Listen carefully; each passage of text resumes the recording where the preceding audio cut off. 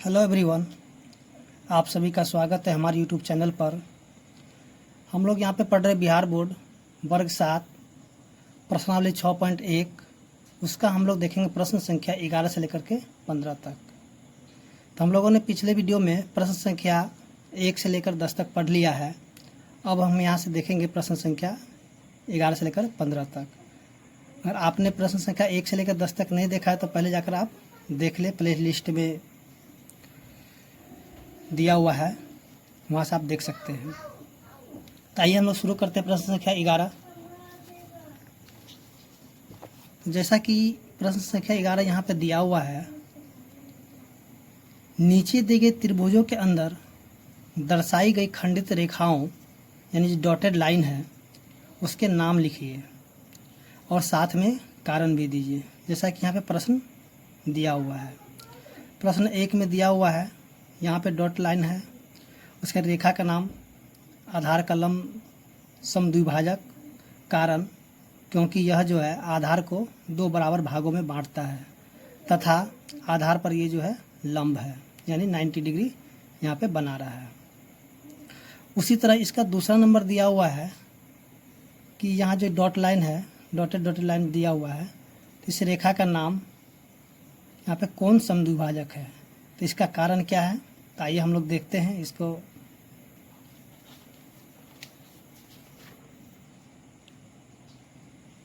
तो जैसा कि यहाँ पे क्वेश्चन नंबर 2 में रेखा का नाम है कोण समद्विभाजक, यानी कि यहाँ पे जो कोण जो है, कोण को 2 भागों में, 2 बराबर भागों में इसको बांटता है। तो इसका कारण है क्योंकि यह कोण को 2 बराबर भागों में बांटता है।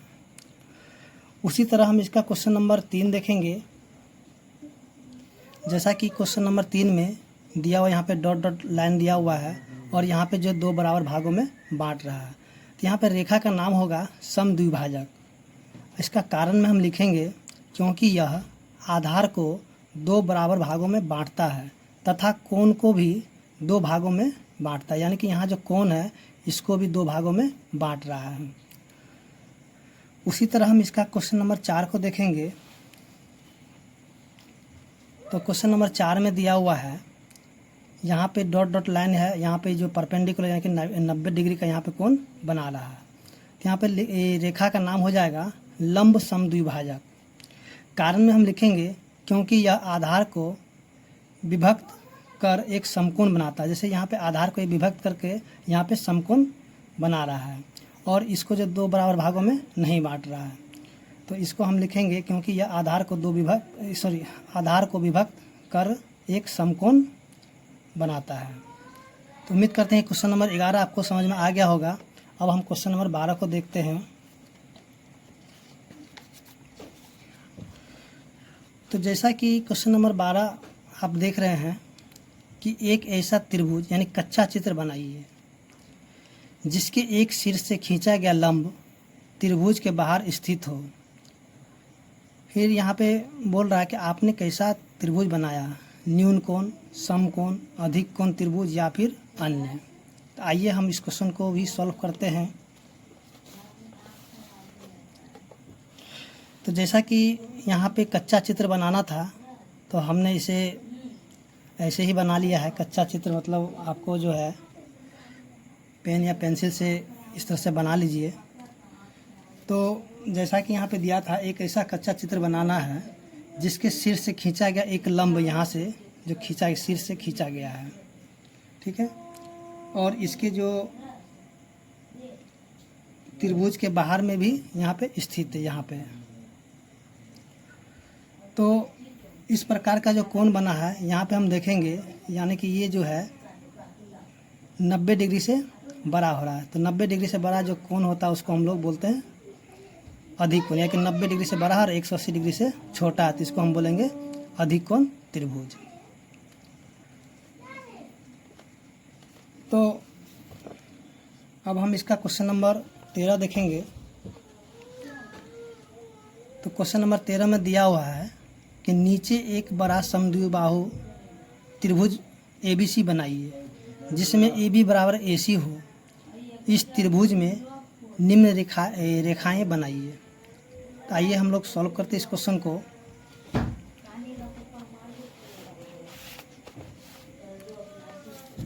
तो जैसा कि हमने यहाँ पे क्वेश्चन नंबर 13 में एक जो है त्रिभुज ABC एक ठो बना दिया है, जिसको बोला कि समद्विबाहु त्रिभुज होना चाहिए, यानी कि ये दोनों भुजा आपस में बराबर हो। अगर ये 4 है तो ये भी 4 होगा। उसके बाद जो है इसमें बोला है कोण A के लिए समद्विभाजक, यहाँ पे कोण A के लिए यहाँ पे समद्विभाजक, इसको जो है 2 भाग में बांट देता है। उसके बाद जो है शीर्ष A के सामने वाले भुजा पर लंब, तो शीर्ष A के सामने वाला भुजा पर यहाँ पे लंब है, यानी कि 90 डिग्री का कोण बना रहा है। उसके बाद जो शीर्ष A के सामने वाले भुजा की माध्यिका, यानी कि यहाँ जो जब इसको 2 बराबर भागों में बांट रहा था, यानी कि माध्यिका भी हो गई है। तो अब इसमें आंसर देना है। आंसर में यहाँ बोल रहा है क्या ये सभी रेखाएं अलग अलग है या नहीं, तो यहाँ पे हो जाएगा नहीं। तो यहाँ पे देखेंगे कि ये सभी रेखाएं अलग अलग है, तो यहाँ पे नहीं है, क्योंकि ये दोनों है बराबर है, फिर ये दोनों भी आपस में बराबर है, तो ये अलग अलग नहीं होगा। उसके बाद बोल रहा है कि यहाँ पे इन रेखाओं की क्या विशेषताएँ हैं, तो इन रेखाओं की विशेषता ये जो है सभी बराबर लंबाई की है। तो इस तरह से क्वेश्चन नंबर 13 मेरा बन चुका है। अब हम यहाँ पे देखेंगे क्वेश्चन नंबर 14। तो जैसा कि यहाँ पे देख रहे हैं क्वेश्चन नंबर 14 कि एक त्रिभुज में किसी एक कोण की समद्विभाजक रेखा उस कोण के सामने भुजा पर लंब है, तो बताओ त्रिभुज किस प्रकार का होगा। आइए हम लोग देखते हैं इस क्वेश्चन को भी। तो जैसा कि यहाँ पे 14 नंबर क्वेश्चन में ये 13 का तरह ही इसका फिगर लगभग बनेगा। जैसे कि एक त्रिभुज में जो है इसका कोण समद्विभाजक, यहाँ तक इसका कोण का हम समद्विभाजक कर दिए हैं, और इसके सामने वाले भुजा पर ये लंब भी है, यानी कि इसको अगर समद्विभाजक करते तो इसके सामने वाले भुजा पर ये लंब हो गया है। तब बताना कि पर ये जो त्रिभुज किस प्रकार का होता है। ये भी त्रिभुज जो है समद्विबाहु त्रिभुज हो जाएगा, यानी कि ये भुजा और ये भुजा दोनों आपस में बराबर हो जाएगा। तो हम इसको लिखेंगे समद्विबाहु त्रिभुज।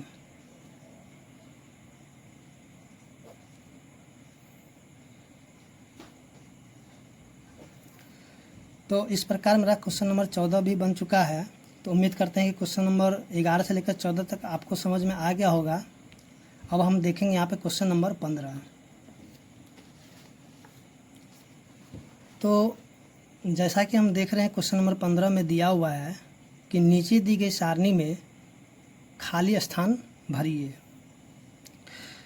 जैसे कि यहाँ पे त्रिभुज का नाम है त्रिभुज ABC, भुजा का माप AB बराबर AC, यानी भुजा का माप भी हमें लिखना है। उसके बाद कोण की माप जो है कोण B बराबर 50 डिग्री दिया हुआ है। तो शेष कोणों के माप बताना है कितना होगा, यानी कोण C कितना होगा, कोण A कितना होगा। आइए सॉल्व करते इस क्वेश्चन को। जैसा कि 15 का 1 नंबर क्वेश्चन, एक हम त्रिभुज यहाँ पे बना लेते हैं इस प्रकार, जिसका बोला यहाँ पे नाम देते A, इसका B और इसका C। तो इसमें बोला कि AB बराबर AC, यानी कि ये वाला भुजा इसके बराबर है। उसका कोण B, यानी कि ये 50 डिग्री दिया हुआ है, तो ये 50 तो ये भी 50, क्योंकि ये जो है दोनों आपस में बराबर है। तो ये 50 तो ये भी 50, तो यहाँ पे ये 50 ये 50, तो ये वाला हो जाएगा मेरा 80 डिग्री, क्योंकि हम जानते हैं कि त्रिभुज के तीनों कोण का योग जो होता है 180 डिग्री होता है। तो यहाँ पे 50 ये 50 तो हो गया 100, और 100 यहाँ 180 में से 100 घटाएंगे तो हो जाएगा ये 80 डिग्री। उसी प्रकार जो है अब बोलता है यहाँ पे कि AB बराबर AC, यानी भुजा का माप क्या होगा। तो यहाँ पे हम भुजा का माप कुछ भी ले सकते हैं। जैसे कि यहाँ पे इसका अगर हम 5 सेंटीमीटर लेते हैं तो इसको भी हम यहाँ पे 5 सेंटीमीटर ले सकते हैं। उसके तीसरा भुजा हम कुछ भी ले सकते हैं, यानी कि इसको हम मान लेते हैं 7 सेंटीमीटर, तो यहाँ पे इसको हम लिखेंगे 7 सेंटीमीटर। तो हमने यहाँ पे देख लिया है कि AB बराबर AC, तो AB मेरा हो गया 5 सेंटीमीटर, AC भी हो गया 5 सेंटीमीटर। उसके बाद जो बच गया BC, तो BC हम ले लिए यहाँ पे 7 सेंटीमीटर। उसके बाद जो है कोण B जो है 50 डिग्री था, तो कोण A भी मेरा 50 डिग्री यहाँ पे, सॉरी कोण B 50 डिग्री है, तो कोण C भी मेरा 50 डिग्री हो गया, और कोण A मेरा कितना हो गया 80 डिग्री के बराबर हो गया है। तो इसी प्रकार जो है क्वेश्चन नंबर 2 भी बनेगा, 3, 4 सब इसी प्रकार बनेगा। तो आइए हम लोग क्वेश्चन नंबर 2 को भी सॉल्व कर लेते हैं। तो आप लोग चाहे इसको तो पूरे डिटेल में भी बना सकते हैं, हम तो यहाँ पे आपको बता दिए हैं, आप जैसे ही बना सकते हैं। जैसे कि इसका हम दूसरा नंबर बना लेते हैं। जैसे एक त्रिभुज है जिसका नाम है PQR।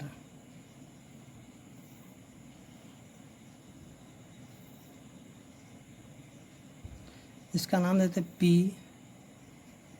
PQ, इसका नाम देते हैं R। तो यहाँ पे PQ बराबर में PR, तो ये वाला भुजा इसके बराबर हो जाएगा। उसके बाद जो यहाँ पे देखेंगे कि एंगल Q 45 डिग्री है, यानी कि ये वाला 45 डिग्री दे दिया है। तो ये वाला 45 है, तो ये भी हम कह सकते हैं कि 45 हो जाएगा, क्योंकि ये दोनों भुजा आपस में बराबर, तो ये दोनों कोण भी बराबर होगा। अगर ये 45 ये भी 45, तो 45 45 90, तो ये हो जाएगा मेरा 90 डिग्री, यानी कि यहाँ पे ये 90 बन जाएगा।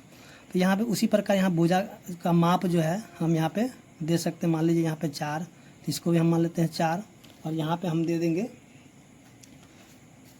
यहाँ पे हम दे देंगे इसको, अच्छा कुछ भी नाम दे सकते हैं। यहाँ पे मान लेते हैं 5 दे देंगे या 6 दे देंगे, कुछ भी दे सकते हैं इसको, इसी के अनुसार इसका नाम हम दे सकते हैं। तो उम्मीद करते हैं कि क्वेश्चन नंबर 2 भी आपको समझ में आ गया होगा। अब हम इसका क्वेश्चन नंबर 3 को देखेंगे, जो कि यहाँ पे दिया हुआ है त्रिभुज DEF, जो यहाँ पे है DE बराबर DF। उसके बाद कोण E कितना होगा, कोण D दे दिया है 84, तो कोण F कितना होगा। तो आइए हम लोग देख लेते हैं इस क्वेश्चन को भी।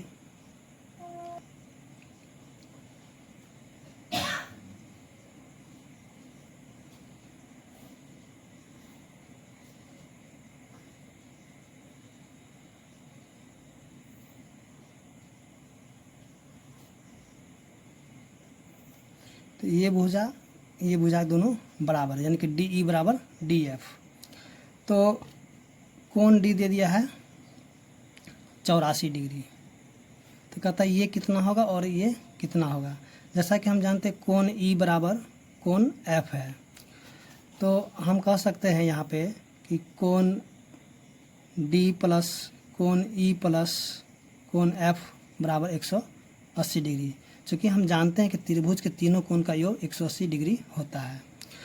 तो यहाँ पे कोण E और कोण F बराबर है, तो हम यहाँ पे कोण D का मान यहाँ पे 84 डिग्री, तो यहाँ पे 84 लिखेंगे, और प्लस में कोण E बराबर कोण F, तो यहाँ पे दोनों को ही हम कोण E प्लस में कोण E लिख सकते हैं, क्योंकि ये दोनों आपस में बराबर है। यहाँ पे 180 डिग्री, तो यहाँ पे कोण E यानी कि 2 कोण E बराबर में 180 और माइनस में 84 डिग्री, क्योंकि जोड़ में इधर आके घटाव में हो जाएगा। तो यहाँ पे कोण E बराबर, इसको हम घटा देंगे तो ये हो जाएगा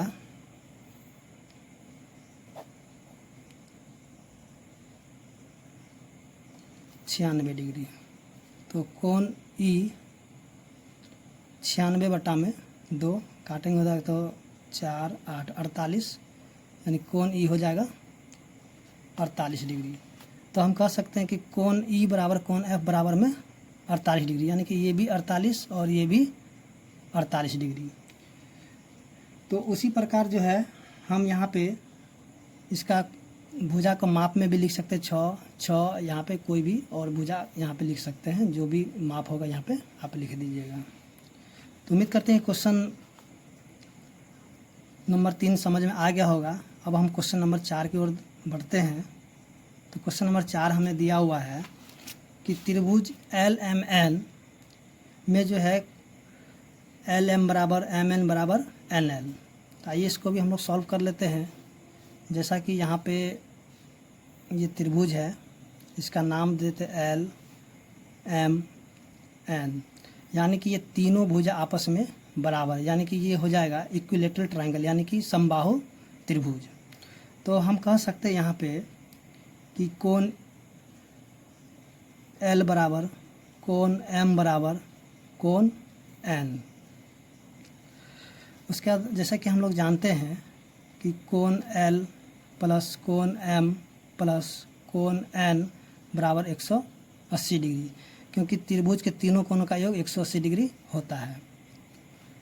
तो यहाँ पे तीनों बराबर है, तो तीनों की जगह हम यहाँ पे किसी का एक का नाम लिख दे, यानी कि कोण L प्लस में कोण L प्लस कोण L बराबर 180 डिग्री। तो यहाँ पे तीनों एक समान है, तो यहाँ पे लिखें 3 कोण L बराबर में 180 डिग्री, यानी कि 3 एंगल L बराबर 180 डिग्री।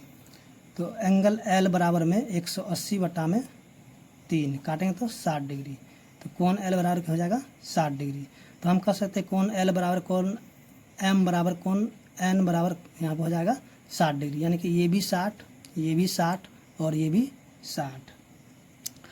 उसी तरह इसका माप जो है हम 5, 5 और ये 5, यानी कि तीनों 5-5 सेंटीमीटर का हम इसे लिख सकते हैं। तो उम्मीद करते हैं कि क्वेश्चन नंबर 4 भी समझ में आ गया होगा। तो इस प्रकार जो है क्वेश्चन नंबर 15 मेरा सॉल्व हो चुका है। अगर आपको मेरा वीडियो अच्छा लगा हो तो मेरे चैनल को लाइक और सब्सक्राइब कर दे और अपने मित्रों के साथ ज़रूर शेयर करें। धन्यवाद।